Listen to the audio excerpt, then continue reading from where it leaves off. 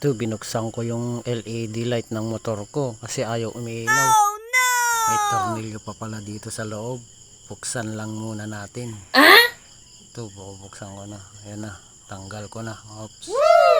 Yun naman pala, kaya ayaw umilaw.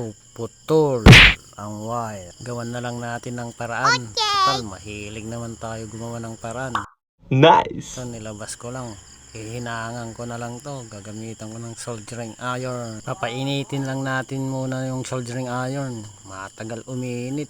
Kasi pa local yung nabili ko. 40 watts lang. Kaya tagal uminit. Kayo ba? Anong soldering iron ba ang magandang gamitin? Ito yata peke nabili ko eh.